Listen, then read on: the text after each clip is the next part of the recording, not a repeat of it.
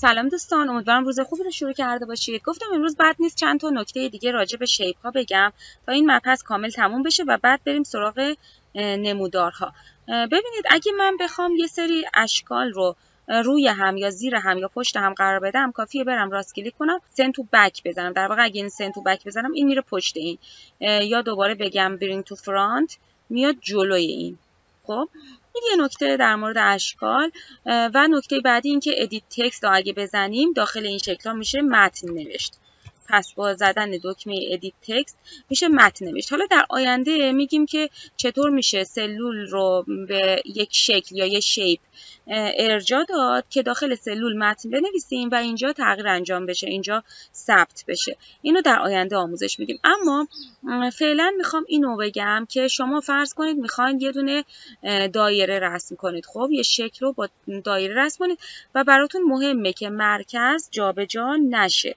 اگه براتون مهم باشه کافیه کلید کنترل رو بگیرید و دایره‌تون رو رسم کنید. ببینید تو حالتی که کلید کنترل رو میگیریم، اگه من اینو بیارم این طرف، تو حالتی که کلید کنترل رو میگیریم اگه اینا رو جابجا کنیم از اطراف بزرگ میشه ولی مرکزش جابجا نمیشه، یعنی حرکت نمیکنه، یعنی همیشه همون وسط، همون مرکزی که بوده، همون جایی که بوده هست. ببینید من الان دستم رو کلید کنترله، ولی اگه دستم رو کلید کنترل نباشه ممکنه اصلا مرکز جابجا بشه و این جایی که به اصطلاح اون نقطه مرکزیش بوده جابجا میشه، حرکت میکنه، تغییر میکنه. خب پس با کلید کنترل میتونیم کاری کنیم که مرکز جابجا نشه. ببینید مرکز همیشه همون وسط هست.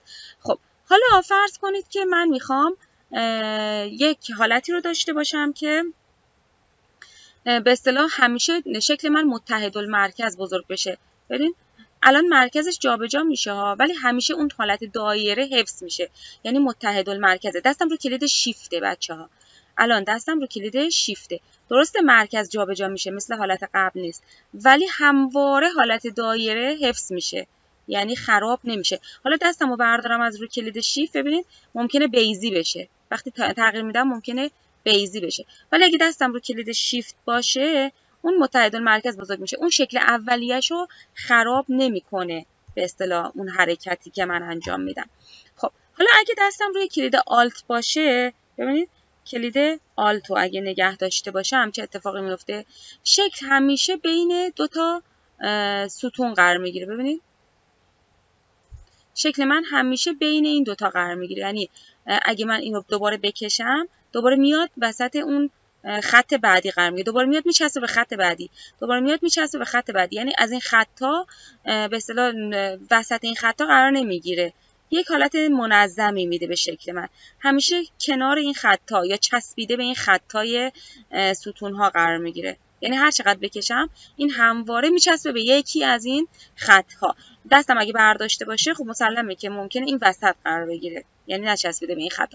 زمانی که مهم باشه براتون که این حتما نظم داشته باشه و بین این سلول ها، بین این به اصطلاح خطوط قرار بگیره، کافیه کلید آلت رو فشار بدید. اینم چند تا نکته بود برای اینکه بتونید اشکال و گرافیکتون رو تمیزتر و دقیقتر رسم کنید. این نکته ها به کار شما زیبایی و جذابیت میده. گفتم همون ویترینیه که کار شما رو قشنگتر نشون میده. ممنونم که به این آموزش توجه کردید.